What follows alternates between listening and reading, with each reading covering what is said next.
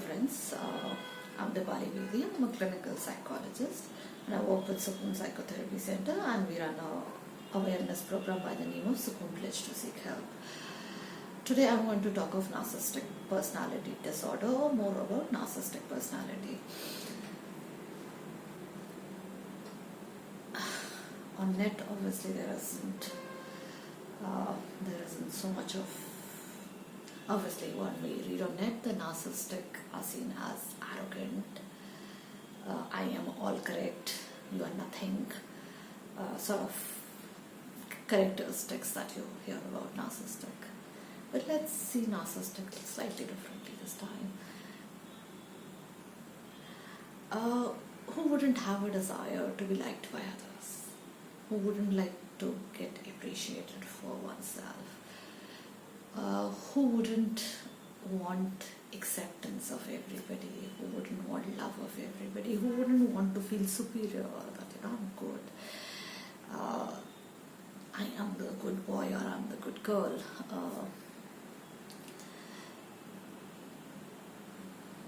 So narcissism is about the desire of being wanted, of being loved, of being cared, of feeling special.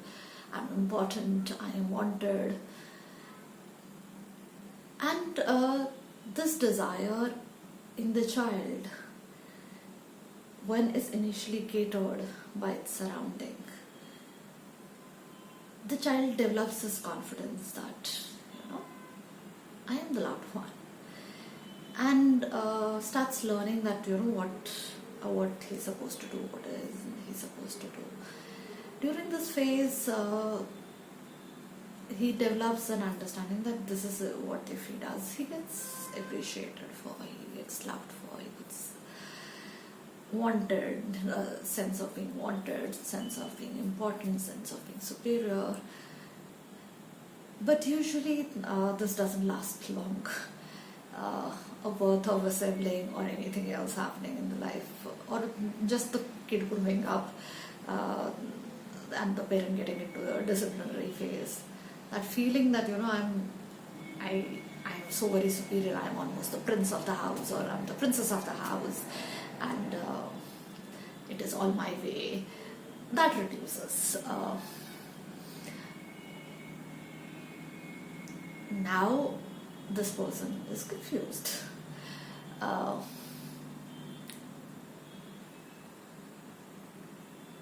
So the only way this child realizes that I need to continue being liked, or if there is a hope that I will be liked, is doing the way I was doing it till now. So it is an understanding that I am a superior if I do things this way. Like if a child would be good with academics, would crazily do academics. If the child was appreciated by following all the instructions of the father without questioning it, the child would continue following the instruction of the father without questioning it.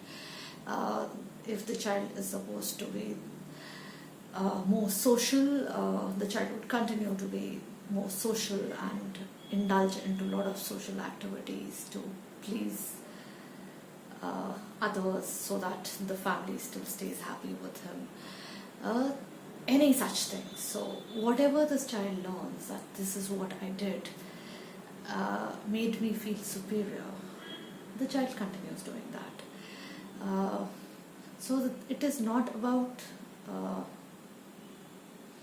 completely about everybody else is bad. It is about I being superior, and I get the superiority by doing things which did give me superiority at one point. So I continue doing that.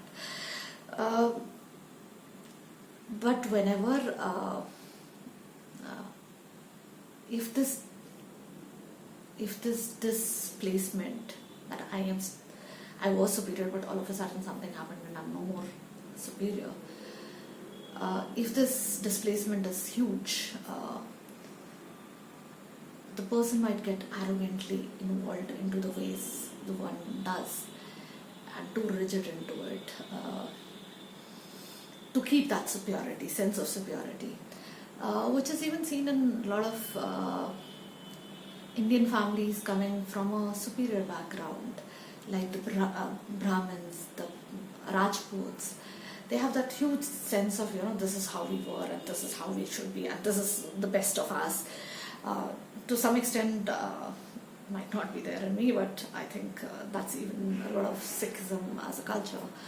That we are superior because we at one time were the best, because we fought for the nation against the Britishers to get justice to the people. We were the fighters, we were the huge things. So that something which got them pride and appreciation at that time is so much valued that everything else becomes devalued, and there's an arrogance, there's a rigidity that this is how we should be. May that not be any more needed in the society. I don't think we Sikhs need to anymore fight the war against other people. We are free. Brahmins, who were the educated class, are not anymore the only educated class. Interestingly, by Self-Shiksha Abhiyan, government is trying to teach everybody, so that whole understanding that we know it all and we are enlightened one, we are the ones who reads the philosophy. Brahmins were more into reading of the philosophy and the way of life and the understanding of life. So I am a psychologist, I am not a Brahmin, but I still am into that. So similarly, a lot of such things. So this is what builds up the whole concept of narcissism. So this desire to still be superior in the same way it was earlier,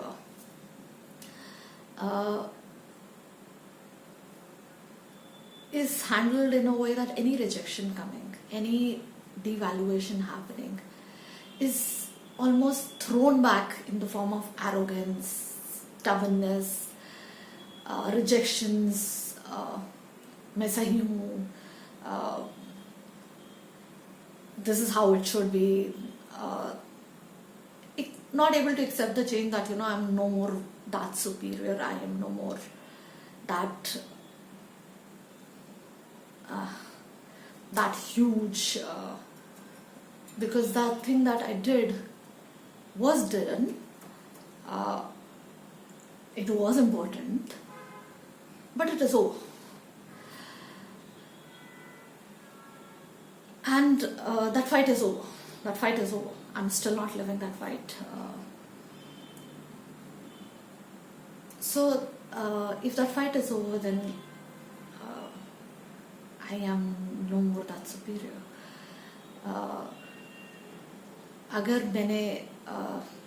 If I as a psychologist train 100 psychologists under me, as of now I'm at least done 10 if not 100, and if I get them to my level, I might no more be superior, but then if I still want to maintain my superiority, I would not tell them certain things and believe that I'm superior, or I would basically just create a imaginary world around me that I'm superior, which would be getting out of touch of the reality and believing that I'm superior.